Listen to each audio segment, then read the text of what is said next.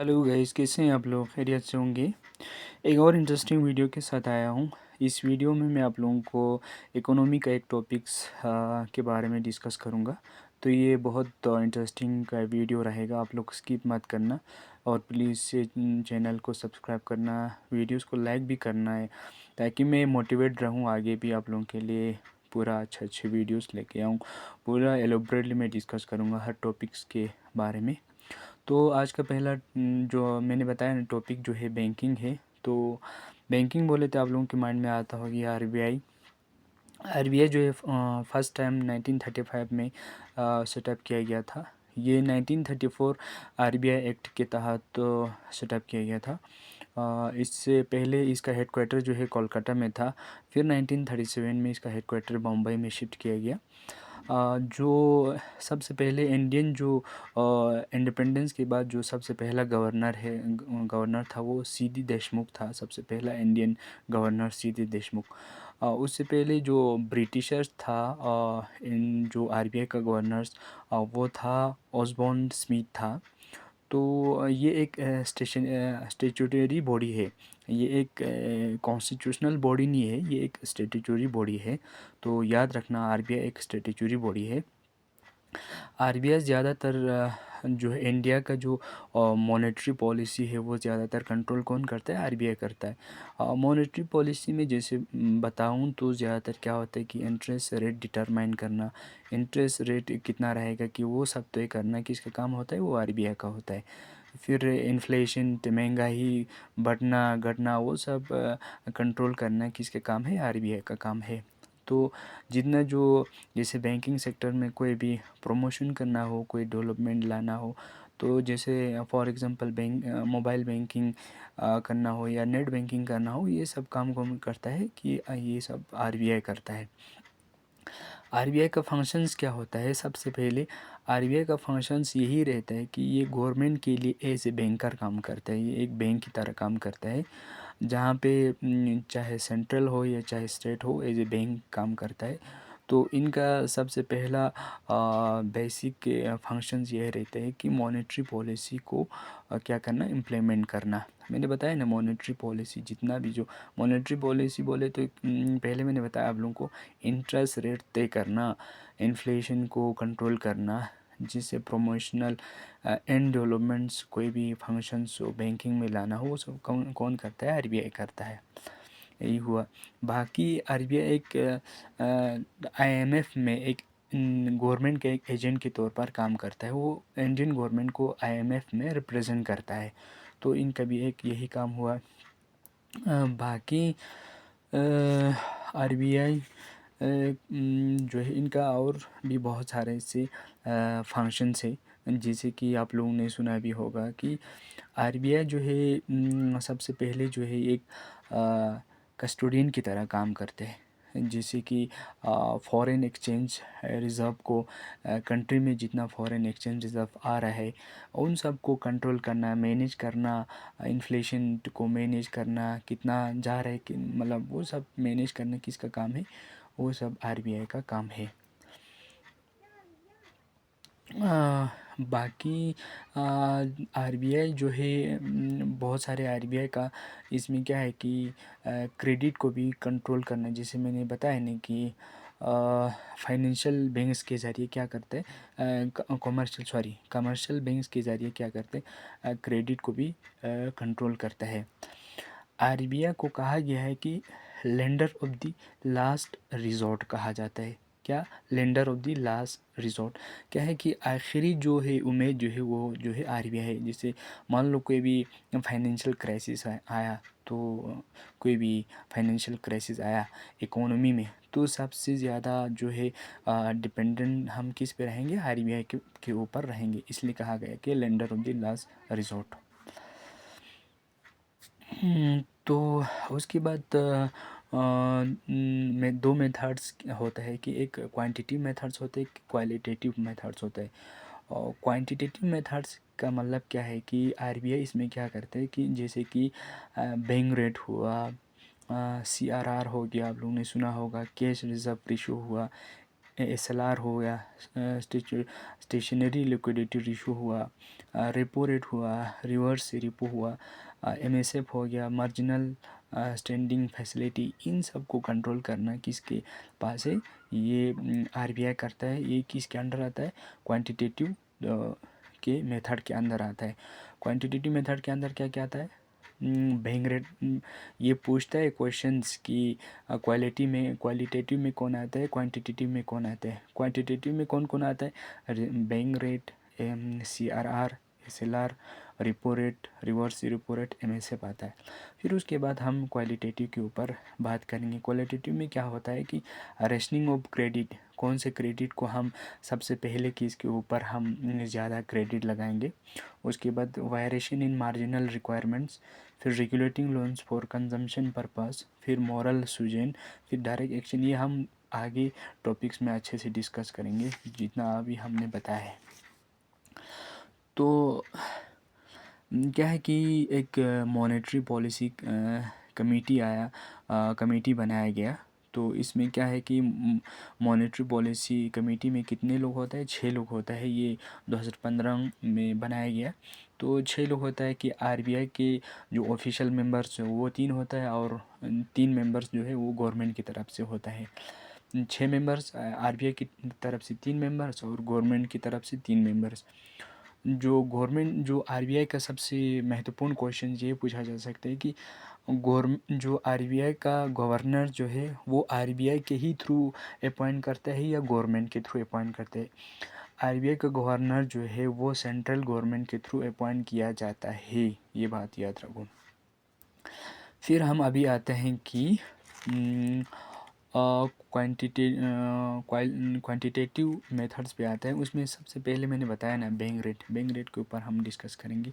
Bank rate क्या होता है कि ये एक इंटरेस्ट रेट है जो बैंक्स के ऊपर लगाया जाता है। किसके द्वारा? सेंट्रल बैंक के द्वारा। सेंट्रल बैंक बोले तो RBI के द्वारा ये एक इंटरेस्ट लगाया जाता है। किस पे? जो कमर्शियल्स बैंक्स हो, जैसे कि कमर्शियल्स बैंक्स के ऊपर एक इंटरेस्ट लगाया जाता है सेंट्रल बैंक के द्वारा। इसको कहा जाता है बैंक रेट।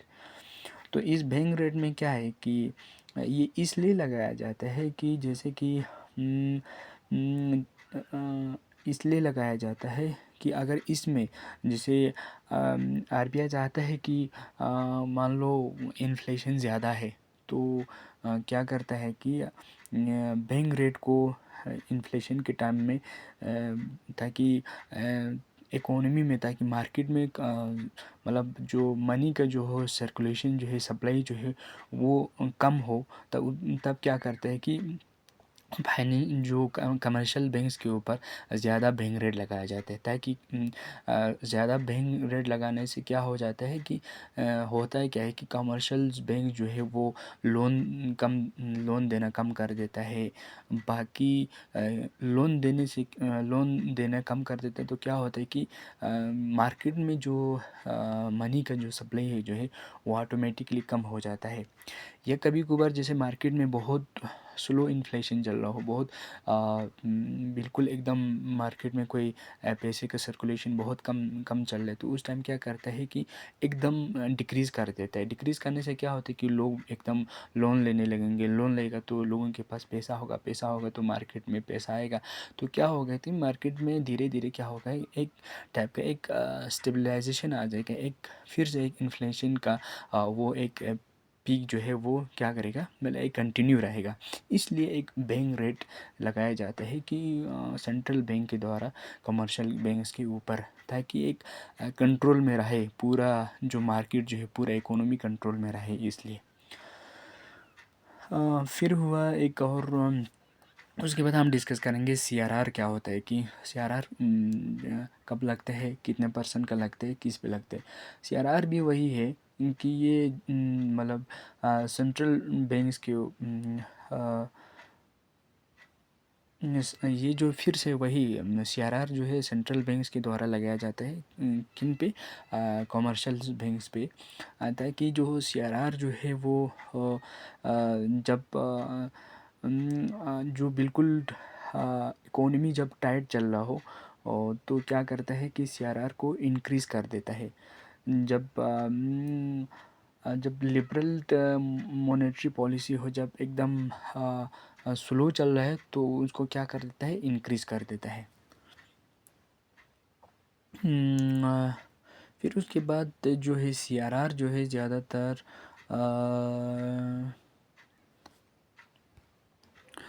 अभी हम क्या डिस्कस कर रहे थे, सीआरआर डिस्कस कर रहा था ना। तो सीआरआर वही मैंने आप लोगों को बताया ना, लेकिन इसमें क्या है कि ये कमर्शियल बैंक्स के द्वारा किसके पास रखा जाता है, सेंट्रल बैंक्स के पास रखा जाता है। तो क्यों रखा जाता है, इसलिए रखा जाता है कि जब सीआरआर जब इंक्रीज़ करता है, फॉर एग्ज़ाम्पल सेंट्रल बैंक जब सीआरआर इंक्रीज़ करता है, तो समझ जाना कि मार्केट में जो इकोनॉमी जो है वो टाइट मॉनेटरी पॉलिसी चल रहा है। टाइट मॉनेटरी पॉलिसी जब डिक्रीज़ करता है, तो क्या होता है कि सीआरआर जब डिक्रीज़ करता है, तो क्या होता है कि लिबरल मॉनेटरी पॉलिसी मतलब अप्रोच लगाया जाता है। ये किसके द्वारा, ये सेंट्रल बैंक के द्वारा। क्योंकि इनका सारे जो इंस्ट्रूमेंट्स का, जो आरबीआई के पास जितने इंस्ट्रूमेंट्स, इन सब का यही काम है, बेसिक्स काम यही है कि इकोनॉमी को किस तरह से एक स्टेबलाइजली एक पूरा बैलेंस तौर पर चलाया जाए इकोनॉमी को, ताकि ज़्यादा इन्फ्लेशन ना हो, इकोनॉमी में ज़्यादा इन्फ्लेशन ना आए, ज़्यादा रिसेशन ना आए, ज़्यादा स्लो डाउन ना चले, एकदम स्मूथली फंक्शन करे पूरे मार्केट जो पूरा इकोनॉमी। इसलिए इन चीज़ों के ऊपर, जो बैंक्स के ऊपर ऐसे मतलब ये सब एक रेट्स लगाया जाता है। बाकी दूसरा हम एक और कंसेप्ट के ऊपर जाते हैं कि एलएसआर, जो स्टैट्यूटरी लिक्विडिटी रेशो, एसएलआर क्या होता है कि एसएलआर क्या होता है कि ये जो है कोई भी कमर्शियल बैंक्स जो है खुद कुछ, जैसे उनका भी होता है ना कि फॉर एग्जांपल कि उनका जो है मंथली इनकम इतना हो, उनमें से कुछ जो है मंथली इनकम जो है उनका क्या होता है कि एनडीटीएल होता है, एनडीटीएल होता है कि उनमें से 1% या 2% वो लोग क्या करता है कि हर साल काट के रखता है कि वो लोग अपने अपने पास, कमर्शियल बैंक अपने पास रिजर्व रखता है कि भाई ये सेंट्रल गवर्नमेंट के द्वारा एक इंस्ट्रक्शन दिया जाता है कि भाई एनडीटीएल में से कुछ परसेंट आप लोग अपने पास रख लो एसएलआर के तौर पर, स्टैट्यूटरी लिक्विडिटी रेशो के तौर पर, ताकि ये किसी भी फॉर्म में हो सकते हैं। ये जो 1% या 2% ख़ुद के पास जो कमर्शियल बैंक रखते हैं, ये कैश के फॉर्म में भी हो सकते हैं, गोल्ड के फॉर्म में भी हो सकते हैं, गवर्नमेंट सिक्योरिटीज़ के फॉर्म में भी हो सकते हैं। ताकि ये क्या करता है कि कमर्शियल बैंक्स ये सब मेंटेन रखने की एक इसका एक वजह है, क्यों है, क्योंकि जब गवर्नमेंट्स को तुरंत पैसा चाहिए, तो या गवर्नमेंट्स को ऐसा पैसे की ज़रूरत पड़ी, तो जल्दी क्या करता है कि एकदम बैंक से ये सब पैसा लिया जाता है। तो जो बैंक जो एसएलआर के तौर पर जो जितना परसेंट मेंटेन करके रखा होता है, तो उसमें से देता है गवर्नमेंट को।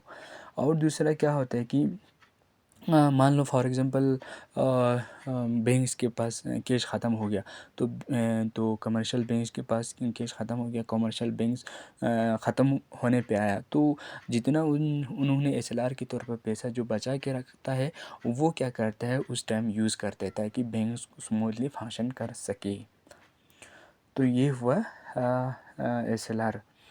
एसएलआर जैसे कि मैंने बताया ना, आरबीआई जब एसएलआर इंक्रीज़ कब करता है कि इन्फ्लेशन के टाइम में। इन्फ्लेशन टाइम बोले तो इकोनॉमी में ज़्यादा पैसा आ गया, तो क्या होता है कि चीज़ों का दाम बढ़ जाता है बहुत ज़्यादा। तो थोड़ा पैसा कम करने के लिए क्या करता है कि एसएलआर थोड़ा बढ़ा देता है। बढ़ा बढ़ा देने से लोगों के पास पैसा कम आता है, तो इकोनॉमी में इन्फ्लेशन थोड़ा कम हो जाता है। जब इन्फ्लेशन बिल्कुल स्लो हो, तो इसको क्या करते हैं, एसएलआर को इंक्रीज़ करता है, ताकि इकोनॉमी में जो मनी का जो सप्लाई है वो आराम से बढ़ सके, एक स्टेबलाइजेशन के तौर पर चल सके। एक और कंसेप्ट है open market operation. Open market operation क्या है कि ये एक सेंट्रल गवर्नमेंट, गवर्नमेंट बोल रहा हूँ, सेंट्रल बैंक जो आरबीआई जो है, वो क्या करता है कि गवर्नमेंट सिक्योरिटीज़ जितना जो बैंक्स के पास रहता है तो उसको सेल भी करता है और परचेज़ भी करता है।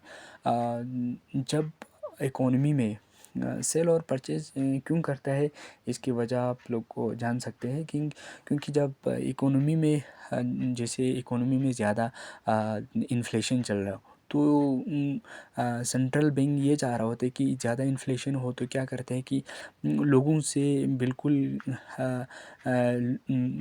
सिक्योरिटी जो है भेज देता है। भेज देने से कोई भी चीज़ भेजने से क्या आता है, पैसा आता है, तो वो मार्केट से पूरे पैसे को क्या करते हैं, वो सक करता है। मतलब एकदम मार्केट से जितना भी पैसे जो होता है वो बिल्कुल एक सक करते हैं। लेकिन वो इन्फ्लेशन के टाइम जब इन्फ्लेशन नहीं हो तो वो क्या करता है, सेल कर देता है। सेल करने से क्या होता है कि लोग उसको मतलब ख़रीदता है। ख़रीदने से क्या होता है कि सेलिंग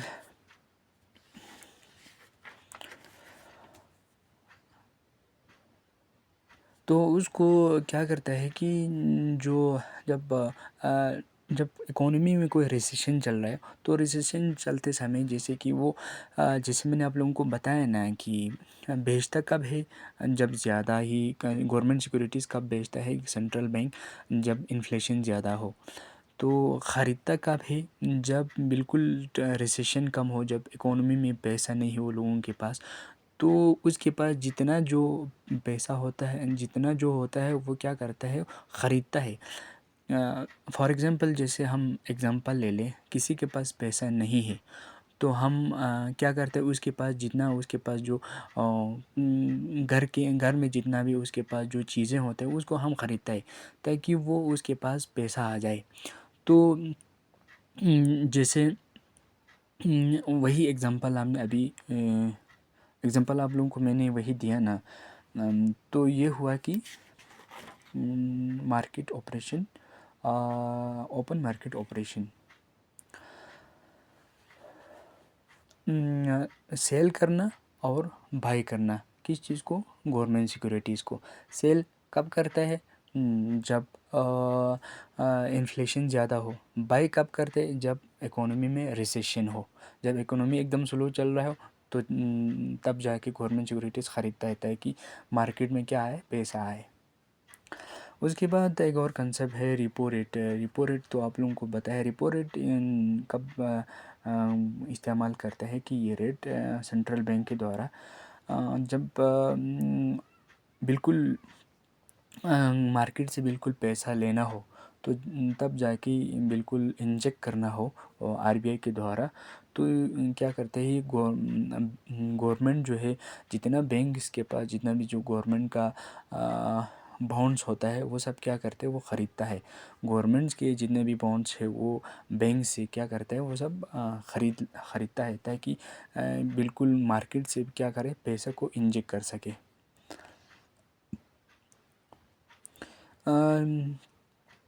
फिर उसके बाद क्या करता है, कुछ टाइम के बाद वो उसको ख़रीदने के बाद, सिक्योरिटीज़ को ख़रीदने के बाद, जैसे आप लोगों को पता है गवर्नमेंट सिक्योरिटीज़ तो होता ही है, उसको ख़रीदने के बाद लेकिन कुछ टाइम में, जैसे कि फ़िक्स टाइम होता है कि 10 साल या 1 महीना 2 महीना 10 साल 20 साल, ये उसके बाद उसको सेल भी कर देता है ताकि मतलब क्या होता है कि सेल तब करता है जब एकदम इन्फ्लेशन ज़्यादा हो। बाई कब करता है, जब इकोनॉमी में ज़्यादा पैसा हो तब जाके वो ख़रीदता है। तो आप लोग समझ रहे हो ना इस कंसेप्ट को कि ख़रीदना और बेचना, ख़रीदना और बेचने का कंसेप्ट को, यही ताकि पैसा ज़्यादा हो तो क्या करता है, बेच देता है। जब पैसा कम हो तो ख़रीद लेता है। ये हो गया रिपो रेट। तो आखिरी एक कंसेप्ट बचा हुआ है, मार्जिनल स्टैंडिंग फैसिलिटी। ये क्या हो गया, इसको शॉर्ट फॉर्म में एमएसएफ कहा जाता है। एमएसएफ इसलिए कहा जाता है कि जो शेड्यूल्ड कमर्शियल बैंक जो होता है, कोई से भी बैंक्स फॉर एग्जांपल एसबीआई हो, तो वो क्या करता है कि वो एडिशनल मतलब एक्स्ट्रा पैसा क्या करता है, बोरो करता है। कहाँ से, सेंट्रल बैंक से एक्स्ट्रा मतलब पैसा बारो करके रखता है, ले के रखता है, ज़्यादा पैसा खुद के पास ले के रखते हैं। यही फॉर मतलब हम अगर हम आम लैंग्वेज में बोला जाता है, ज़्यादा पैसा मतलब वो खुद के पास ले के रखते हैं। वो क्या होता है कि क्यों रखता है कि इसलिए रखता है, जब वो बैंकिंग के सिस्टम में कोई जब अचानक से कोई लिक्विडिटी शॉक्स मीन्स अचानक से कोई क्राइसिस आ गया, अचानक से पैसा ख़त्म हो गया, तो उसको मेंटेन रखने के लिए क्या करते हैं, गवर्नमेंट एक ओवरनाइट मनी लेता है।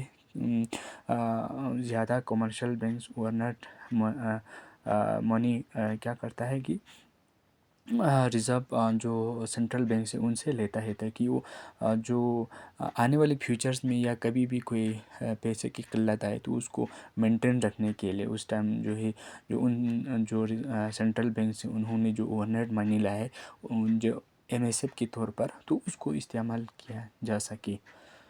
तो यही है। बाकी कल के टॉपिक में हम क्वालिटेटिव मेथड से पूरा डिस्कस करेंगे। आज हमने क्वांटिटेटिव वाले मेथड्स पूरा सब कुछ डिस्कस किया हुआ है। जैसे एमएसएफ किया हमने, रिपो रेट डिस्कस किया, ओएमओ डिस्कस किया, एसएलआर डिस्कस किया, सीआरआर डिस्कस किया, बैंक रेट डिस्कस किया, मॉनेटरी पॉलिसी कमेटी कब में कितना मेंबर होता है, कब बना था, ये डिस्कस किया। और आरबीआई के फंक्शंस को डिस्कस किया, आरबीआई कब सेटअप हुआ ये डिस्कस किया, आरबीआई के जो पहला गवर्नर थे वो कौन था, ये सब, आरबीआई की मॉनेटरी पॉलिसी क्या है, ये थोड़ा डिस्कस किया। आने वाले दिनों में इन और टॉपिक्स में मैं लेकर आऊँगा। तब तक के लिए बाय बाय।